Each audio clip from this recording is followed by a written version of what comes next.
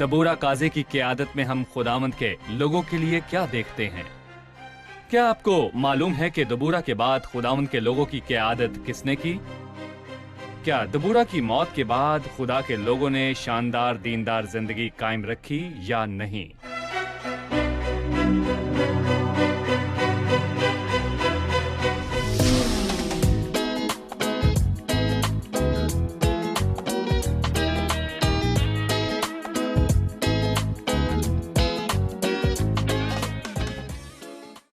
अजीज नाजरीन, मैं अयाद ज़रीफ आप सब देखने वालों को हमारे रोज के बाइबली मुतालियाती प्रोग्राम की नई किस्त में खुशामदीद कहता हूँ। हम कुज़ात की किताब का मुतालिया कर रहे हैं जो पुराने अहदनामे में दूसरी तारीखी किताब है, और आज के प्रोग्राम में हम 5वें बाब के मुताले को जारी रखते हुए 6ठे बाब की 10वीं आयत तक पढ़ेंगे। लेकिन सबसे पहले मैं स्टूडियो में मौजूद खुदा के खादमीन डॉक्टर महीब को खुशामदीद कहूँगा, और भाई सुफात को भी खुशामदीद। शुक्रिया। और साथ ही मैं स्टूडियो में आए अपने मेहमानों को भी खुशामदीद कहूँगा।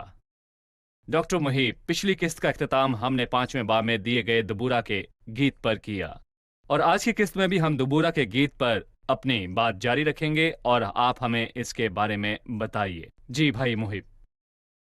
बेशक वो एक खतरनाक दुश्मन के खिलाफ जबरदस्त फतह के एहसास में सरशार थे जो खुदा ने इन्हें बख्शी। खुदा ने दबूरा, याइल और बर्ग को इस्तेमाल किया, और उन सब ने ये तस्लीम किया कि खुदा और उसके हाथ ने सब किया, और उनके पास खुद को दुश्मन से बचाने के लिए कोई ताकत ना थी।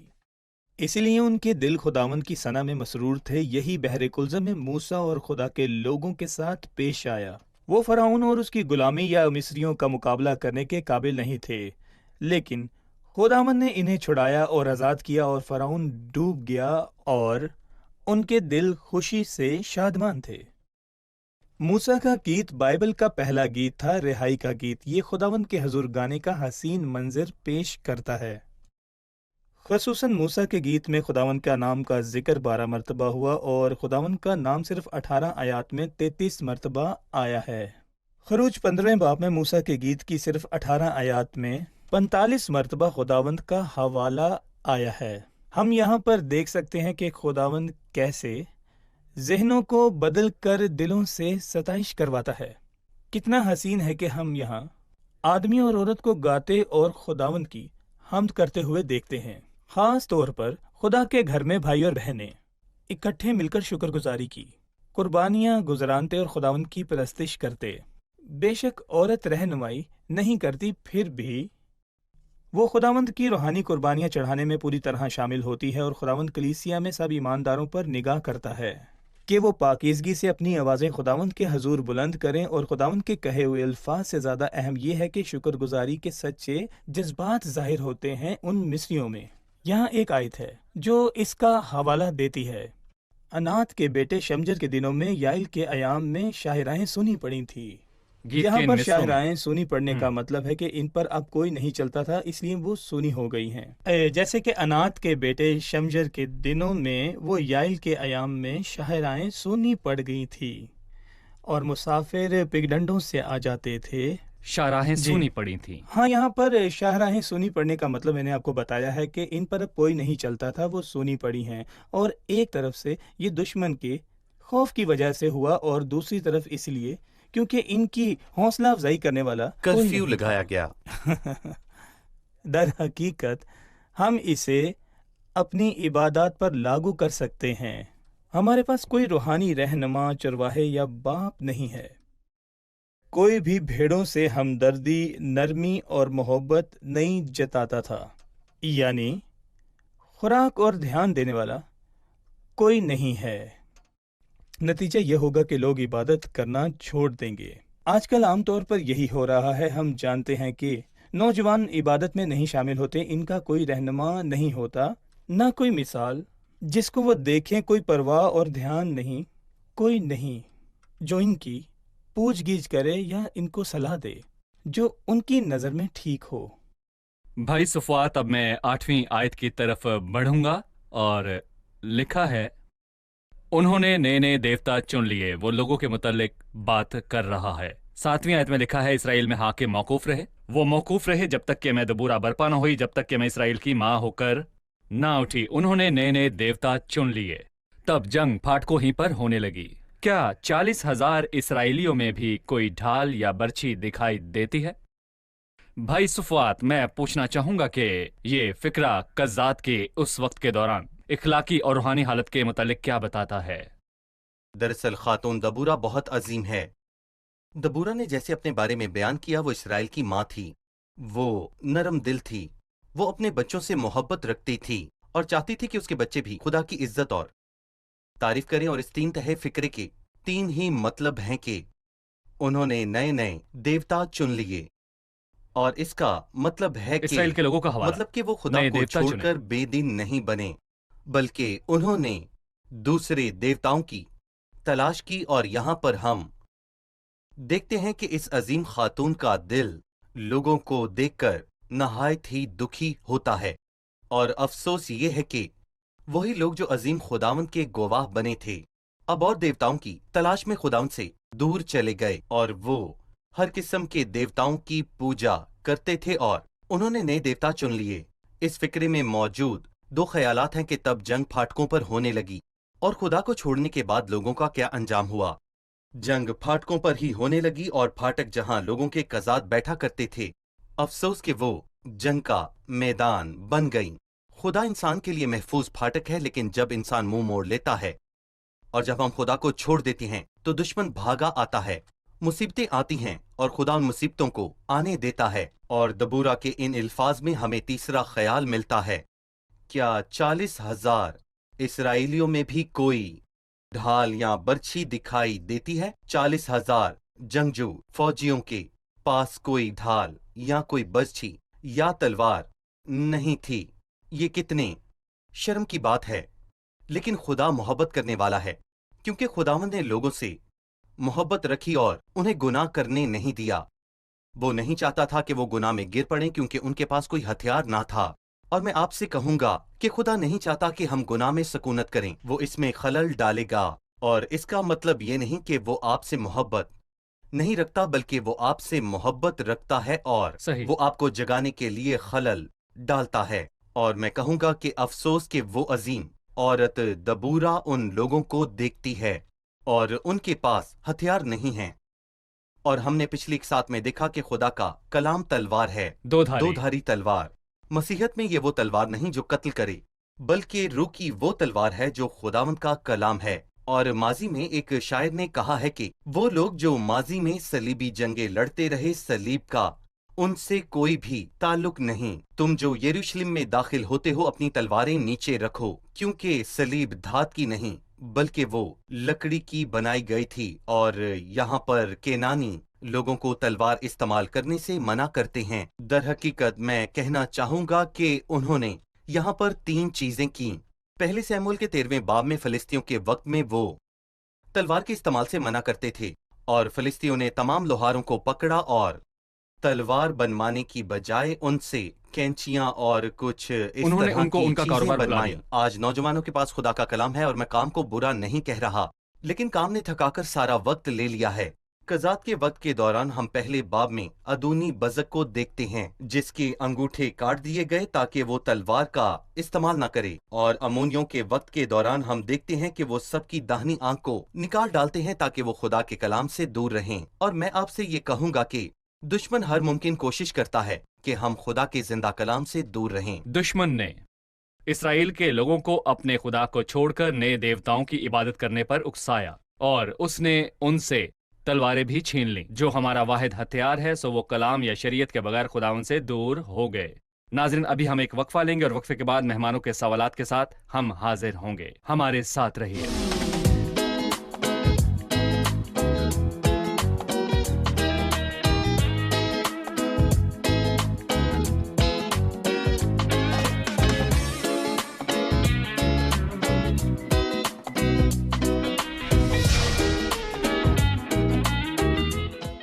खुशामदीद। आइए अब चलते हैं मेहमानों की तरफ और उनसे सवाल पूछते हैं। आप तैयार हैं? सवाल कीजिए। मेरा सवाल 9वीं आयत में से है।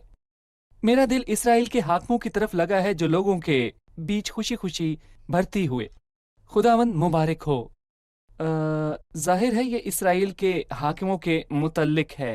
मेरा आपसे सवाल है, क्या दबूरा इसराइल के हाकिमों को कसूरवार ठहराती है? भाई यहाँ पर 9वीं आयत की वजाहत की जरूरत है। क्या दबूरा इसराइल के हाकिमों को कसूरवार ठहरा रही है या वो उनसे कुछ कहना चाहती है?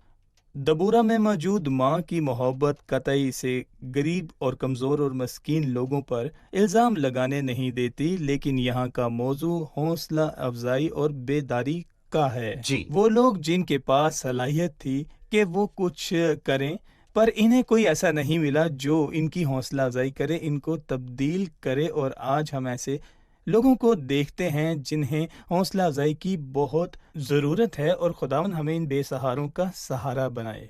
उनकी हौसला अफजाई और उनकी सलाहियतों को उजागर करने की तौफीक बख्शे। जवानी के फर्जंद ऐसे हैं जैसे ज़बरदस्त के हाथ में तीर। खुशी खुशी भर्ती होने का क्या मतलब है? इससे मुराद मखसूस होना है। उसे यकीन था कि खुदावंद के लोगों में बहुत सी सलाहियतें हैं, और खुदावंद के काम के लिए चुने हुए लोग हैं जो खुदावंद और उसके लोगों से मोहब्बत रखते हैं, लेकिन उनको अपना किरदार अदा करते हुए नहीं देखा। शायद उन्हें हौसला अफजाई की जरूरत थी या उन्हें कोई मिला नहीं। अमली तौर पर हम इस तस्वुर को अपने गिरजाघरों और इबादत खानों पर लागू करते हैं। क्या मुकद्दस और वफादार लोगों की तलाश करना हमारा काम है, या हम सबको बेवफा करार दें और हम वीरानी और बर्बादी की हालत में रहें और कोई मुकद्दस लोग नहीं हैं और हम आखिरी अयाम में जी रहे हैं? हम उन दोनों में कैसे मुतवाजन कायम कर सकते हैं? ये लहजा अच्छा नहीं है, हमें ऐसा नहीं करना चाहिए, क्योंकि ये बाकी सब के लिए हौसला शिकनी है, जबकि हमें लोगों के लिए अच्छाई तलाश करनी है और अच्छी सलाहियतों को और अच्छे बीजों को खोजना चाहिए जो खुदावंद ने हमें बख्शा है। हमें उनकी सलाहियतों को उजागर करना है। जी हाँ, हमें उनकी सलाहियतों को उजागर करने की ज़रूरत है, ख़ुसूसन वो नौजवान लड़के और नौजवान लड़कियां जिनको तनकीद की बजाय हौसला अफजाई की ज़रूरत है। हमें उनकी हौसला अफजाई और मदद और कुर्बत इख्तियार करने की ज़रूरत है, और जब हम नौजवानों को देखते हैं कि उनकी हौसला अफजाई करने और उनकी अच्छाइयों को देखने वाला कोई नहीं जो इनकी मुस्बत पहलुओं को देखकर उनकी तारीफ करे, तो ये इन्हें आगे बढ़ने और बेहतरीन अमल करने में मदद देगा। हम सबको अपनी जिंदगी के दौरान याद है कि कैसे हौसला दिलाने वाले कुछ अल्फाज एहसास रखते हैं कि हमें रूहानी तौर पर आगे बढ़ने की तौफीक अता करते हैं। हमें ये भी याद है कि कैसे तल्ख अल्फाजों और कठिन रिश्तों ने हमें दुख दिया और चोट पहुंचाई। जी अजीज नाजरीन, खुदावंद आपको फजल बख्शे। अगर आप गिरजाघर या इबादत में फराइज अंजाम दे रहे हैं तो जाने कि थोड़ी सी हौसला अफजाई मुस्तकबिल के खादमीन बनाती है, लेकिन हर बार जब आप सच की गलत तशरीह पर कायम रहकर उसे लागू करने की कोशिश करते हैं तो यकीन जानिए आप कमजोर रूहों को तबाह कर रहे होते हैं। सच्चाई लोगों को बाइबल से मोहब्बत करना सिखाती है। भाई सफवात, जंग में हिस्सा लेने के हवाले से मेरा एक सवाल है, क्या इसराइल के तमाम कबीलों ने इस जंग में हिस्सा लिया था? मसलन रोबन किस काम में मसरूफ था, और बाइबल बहुत ही वाज़े तौर पर बताती है कि वो मवेशियों के साथ मसरूफ था, क्योंकि उसे मवेशियों के साथ बड़ी मोहब्बत थी। उसने भेड़ बकरियों की खातिर जंग के लिए कोई कुम्मक नहीं भेजी, और बाइबल बताती है कि रोबन की नदियों के पास दिलों में बड़ा तरद्दुद था, और ये अजीम औरत दबूरा का गीत है। रोबन की नदियों के पास दिलों में बड़ा तरद्दुद था, और दिलों में तरद्दुद होना एक वजह को जाहिर करता है। रोबन, तेरी क्या वजह थी? तू इस जंग में क्यों नहीं आया?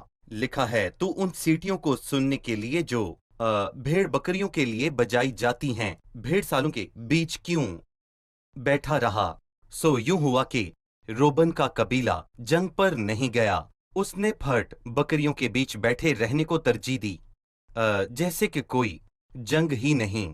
और अगर आप दान को देखें तो वो कारोबार में मसरूफ था, और फिर आशर समंदर के बंदर के पास बैठा ही रहा, और वो वहां बैठकर आराम से महजूज होना चाहता था। उसे कोई परवाह ना थी। और सच कहूं तो मैं बहुत ही ज्यादा परेशान होता हूं जब खुदा दबाव, परेशानियों और मुश्किलात को आने देता है। वो बस ये चाहता है कि इंसान उससे दुआ करे। इंसान मसरूफ है। ये अजीब है। एक दफा यूं हुआ कि एक दुल्हन एक शहर से दूसरे शहर सफर कर रही थी, और बहुत सी गाड़ियां और बसें थीं, और एक हादसा पेश आया और एक बस मुकम्मल तौर पर पानी में डूब गई, और उस शादी पर आए कुछ लोग महफूज रहे। और मैं ये कहूंगा कि हैरानकुन बात यह है कि हमने इनमें से एक को दरियाए नील से निकलते देखा।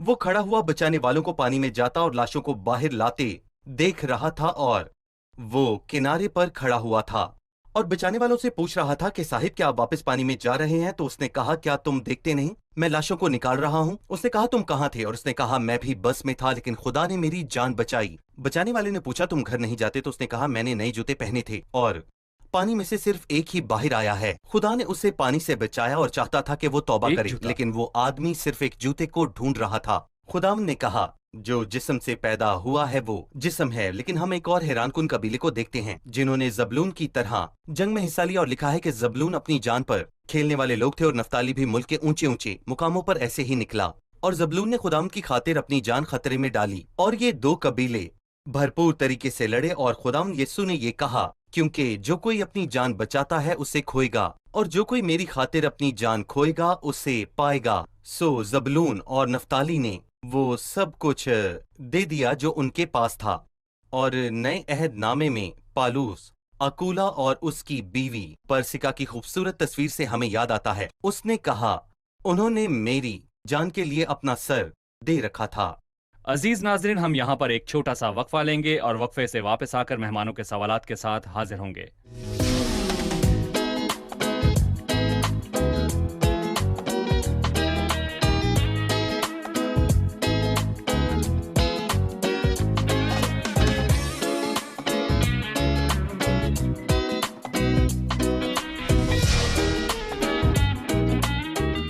खुश आमदीद। आइए अब चलते हैं मेहमानों की तरफ और उनसे सवाल पूछते हैं। जी, सवाल कीजिए। 20वीं आयत में लिखा है, आसमान की तरफ से भी लड़ाई हुई बल्कि सितारे भी अपनी अपनी मंजिल में सीसरा से लड़े। हमारे लिए इस आयत को वाज़िया करें। जी, ये 20वीं आयत मुश्किल आयत है और समझने में मुश्किल है। आसमान की तरफ से भी लड़ाई हुई बल्कि सितारे भी अपनी अपनी मंजिल में सिसरा से लड़े। जी, एक तरफ ये शायराना बयान है, पर ये सिर्फ इतना नहीं है। मंजिल से मुराद सितारों का रास्ता वो अपनी आंखों को आसमान पर लगाती है कि देखते हैं कि खुदा ने क्या क्या किया है। खुदा ने मुदाखलत की और जंग में अपने लोगों का साथ दिया। खुदा वो वजह थी कि उन्होंने अपने दुश्मनों पर फतह पाई, और जैसे फतह जमीन से नहीं बल्कि आसमान से आई। बिल्कुल सीधा आसमान से। और हमेशा ऐसे महसूस करना बहुत खूब है कि खुदा सब कुछ कर रहा है और हम कुछ भी नहीं। काश ये एहसास हम में हमेशा कायम रहे कि खुदावंद ही हमारी कामयाबी है। सही। देखें, फतह जमीन से नहीं बल्कि आसमान से आती है। फिरौन और उसकी फौज शीशे की तरह डूब गई और कैसून नदी उन्हें बहा ले गई। तो ये जंग हमारे लिए नहीं की बल्कि खुदा के लड़ने की है। मेरे पास दबूरा के गीत में से कुछ मुश्किल आयात हैं जो समझने में मुश्किल हैं। इनमें से एक ये है जिसका जिक्र आपने किया, आसमान की तरफ से भी लड़ाई हुई बल्कि सितारे भी अपनी अपनी मंजिल में सिसरा से लड़े। और 21वीं आयत में कैसून नदी उनको बहा ले गई, यानी वही पुरानी नदी जो कैसून नदी है। ऐ मेरी जान तू जोरों में चल, इस जुमले का क्या मतलब है?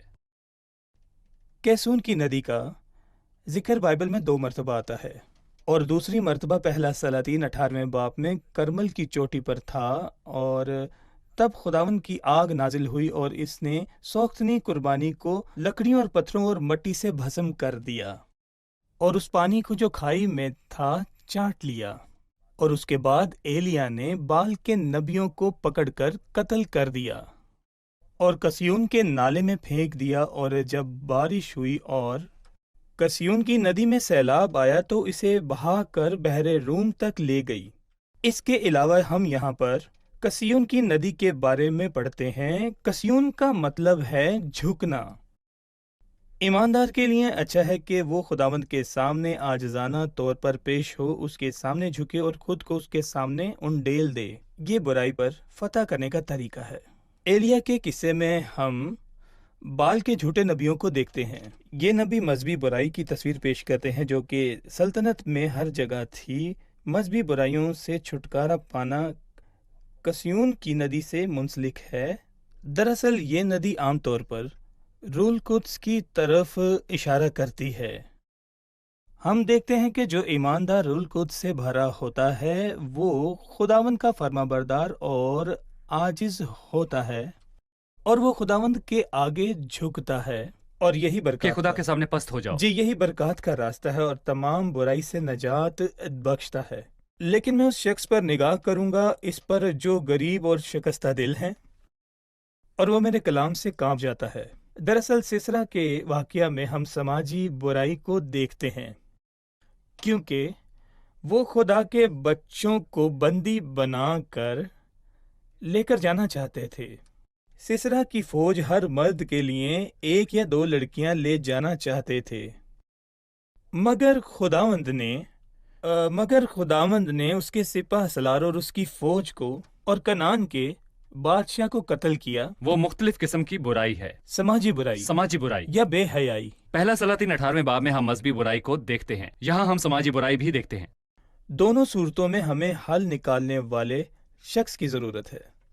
23वीं आयत में से मेरा एक सवाल है, ये इन आयात में से है जिन्हें समझना मुश्किल है। खुदावंद के फरिश्ते ने कहा, तुम मेरोज पर लानत करो, क्योंकि वो खुदावंद की कुमक को जोर आवरों के मुकाबिल खुदावंद की कुमक को ना आए।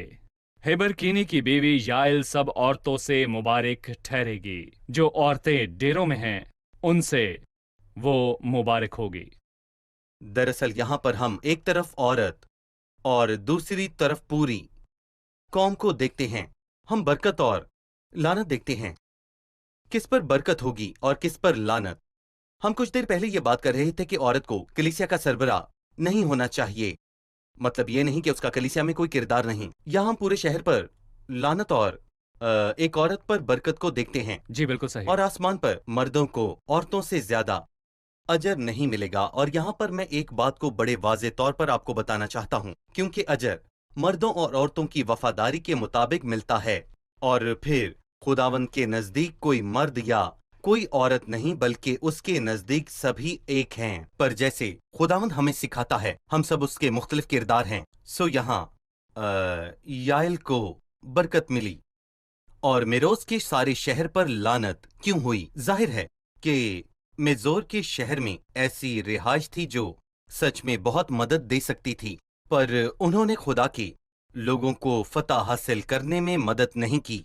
तो ये वो थे जिन्होंने खुदावंद से अपने मुंह मोड़े और इसलिए उन पर लानत हुई। पर याइल वो औरत जो खुदावंद के लोगों से मोहब्बत रखती थी, वो सिसरा को मैं कहूंगा कि वो मारने में कामयाब हुई। बाइबल बताती है कि याइल सब औरतों से मुबारक ठहरी। खुदाम के फरिश्ते ने कहा कि तुम मेजोर पर लानत करो, लेकिन याइल तमाम औरतों में से मुबारक ठहरेगी। और हम खुदा का शुक्रिया अदा करते हैं कि उसने लानत को ज़ायल किया। और पालूस कहता है, मसीह जो हमारे लिए लानती बना, उसने हमें मोल लेकर शरीयत की लानत से छुड़ाया, ताकि हम उसमें होकर खुदा की रास्तबाजी हो जाएं। और ऐसा खुदावंद यीशु मसीह ने हम सबके लिए किया। इस किस्त में मेरा आखिरी सवाल याइल के मुतल्लिक है। लिखा है, हेबर कीनी की बीवी याइल सब औरतों से मुबारक ठहरेगी। जो औरतें डेरों में हैं उनसे वो मुबारक होगी। सिसरा ने पानी मांगा, उसने उसे दूध दिया। अमीरों की काब में वो उसके लिए मक्खन लाई। उसने अपना हाथ मेख को और अपना दहना हाथ बढ़इयों के मेखों को लगाया, और मेखों से उसने सिसरा को मारा। उसने उसके सर को फोड़ डाला और उसकी कनपट्टियों को वार पार छेद डाला। भाई मुहिब, मैं चाहूंगा कि आप इस आयत की वजाहत फरमा दें।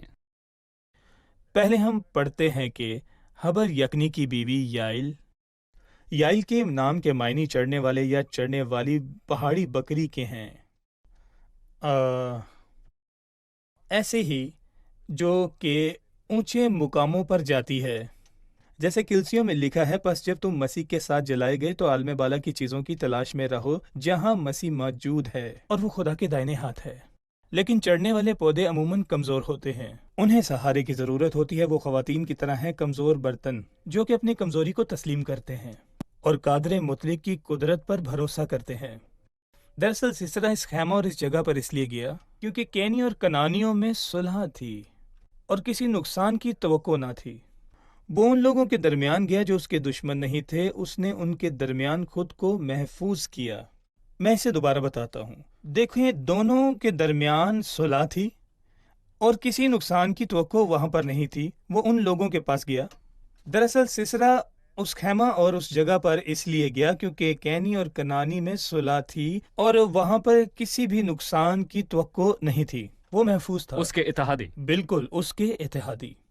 سو وہ بلا خوف گیا، ساری فوج کو شکست ہوئی اور وہ نکلنا چاہتا تھا، تو وہ اس جگہ گیا اور اس نے اس جگہ کو خوش آمدید کہا۔ خداوند نے اس عظیم خاتون کو سسرا کو قتل کرنے کے لیے استعمال کیا، جو کہ کنعان کے بادشاہ یبین کا فوج کا سپہ سالار تھا۔ بڑھائیوں کا میکچو اور ہتھوڑا مسافروں کی زندگی کی طرف اشارہ کرتی ہے۔ وہ اجنبیوں کی طرح رہ رہی تھی اور اس وقت اس کے پاس ہتھوڑا تھا جو کہ خدا کا کلام ہے، اور یہ بالکل ایسا ہی ہے، اور اس وقت جو وہ ہتھوڑا ہے وہ خدا کا کلام ہے۔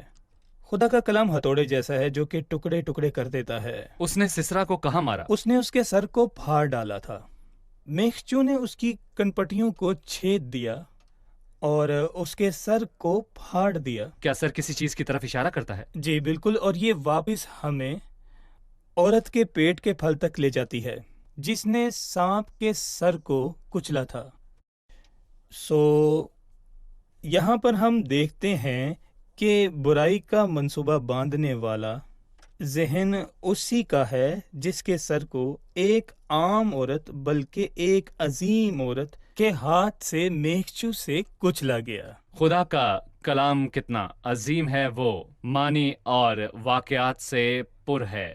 دراصل جو بائبل کو نہیں پڑھتا وہ بہت کچھ کھو رہا ہے۔ ہمارا آج کا وقت ختم ہوا۔ یہ گفتگو اس قدر بھرپور ہے کہ اسے ہم اگلی قسط میں جاری رکھیں گے۔ خدا آپ سب کو برکت دے۔ میں مہمانوں کا بھی شکر گزار ہوں۔ خدا ان کے فضل سے ہم اگلی قسط میں آپ سے پھر ملیں گے اور ضرور آپ کے سوالوں کے جواب بھی دیں گے۔ آپ یواس کے بیٹے جدون کے بارے میں کیا جانتے ہیں؟ خدا نے کس طرح اسے قاضی کے طور پر اپنے لوگوں کو بچانے کے لیے استعمال کیا؟ جدون نے کیوں یقین نہیں کیا کہ اس کو خدا کے لوگوں کو بچانے کے لیے بلایا گیا ہے؟ کیا آپ جاننا چاہتے ہیں کہ خدا نے ہمیشہ سادہ صلاحیتوں کے ذریعے کیوں بچایا؟